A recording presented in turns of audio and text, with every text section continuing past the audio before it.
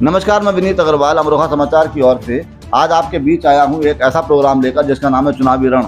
Camera person Mayank Sharma के साथ ये जो चुनावी रण कार्यक्रम है, इसको लेकर के आज हम अमरोहा शहर के विभिन्न वार्डों में घूमेंगे, देखेंगे कि वार्ड सभासद ने 5 साल में आपके लिए कितना विकास किया है, आपकी उम्मीदों पर वो कितना खरे उतरे हैं। इसको लेकर के आज हम खास मुलाकात करने आए हैं। सबसे पहले हमने चुना है अमरोहा शहर का मोहल्ला काला कुआं वार्ड, जहाँ के सभासद हैं वीर अभिमन्यु उर्फ मन्नू शर्मा। बात कर लेते हैं इनसे कि इन्होंने 5 सालों में कितना विकास किया है और आपकी उम्मीदों पर कितना खरा उतरे हैं। जी बताइए कि आपका जो क्षेत्र है उसको अगर बात की जाए तो 5 साल में आपने क्या क्या स्पेशल काम किया है, क्या कितना विकास किया है, कौन सा ऐसा काम था जो लोग जिसको चाहते थे कि ये हो जाए और वो आपने मुश्किल उसे कराया है पालिका से, तो उसके विषय में थोड़ा बताइए। पहली बात तो ये है कि मुझे 5 साल नहीं, मुझे 10 साल हो गए।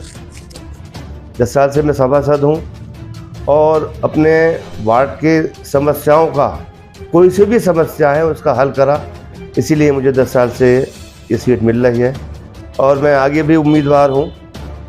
जहाँ तक रहा विकास का, तो अपने वार्ड की सड़कें मेन होती हैं, लाइटें मेन होती हैं, सफाई है, सभासद का यही काम है। जो सभासद का ये भी काम है कि अगर कोई समस्या पैदा होती है हमारे वार्ड वासी में, उनका हल करना। यही वजह है कि लोग आप मुझे प्यार करते हैं और जहाँ तक भी होता है मैं कोशिश ये करता हूँ कि हर पब्लिक के हर आदमी से मिलूँ, कोई मुझे शिकायत का मौका ना मिले, क्या मैं शिकायत का मौका ना दूँ किसी को। अब ये समस्याएं क्या क्या आती हैं, हमारे सामने सबसे बड़ी समस्या आती है राशन कार्ड की। तो राशन कार्ड बनवाना, उनकी समस्या और देखनी, जैसे मान लीजिए कि लाइट ख़राब हो गई, तो छोटे छोटे काम होते हैं, ये बस यही सभासद के काम है जिससे देखने पड़ते हैं। और हाँ, सवाल मेरा ये भी है कि 10 साल पहले जो आपने चुनाव लड़ा था इस वार्ड से, जहाँ तक हमारी जानकारी में है वो चुनाव आपने जो है पहली बार जीता। उसके बाद आप जो है भाजपा में शामिल हुए और आपने 2 बार अब तक जो है चुनाव जीता है भाजपा के टिकट पर।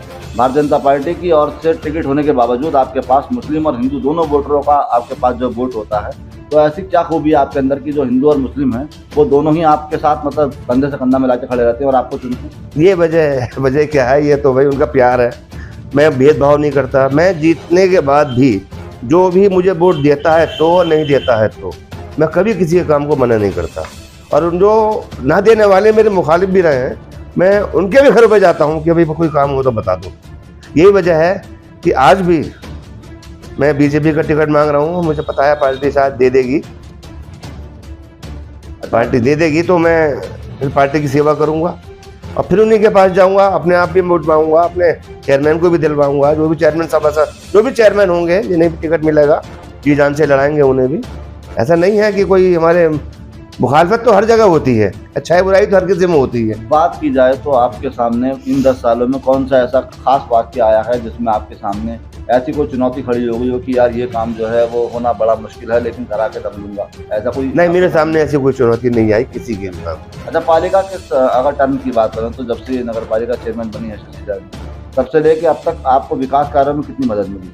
विकास कार्य, ये तो पूरे शहर की विकास करा इन लोगों ने। तो मेरा वार्ड को अगर छोड़ो, मेरे वार्ड में जो भी था वो सब इन्होंने करा।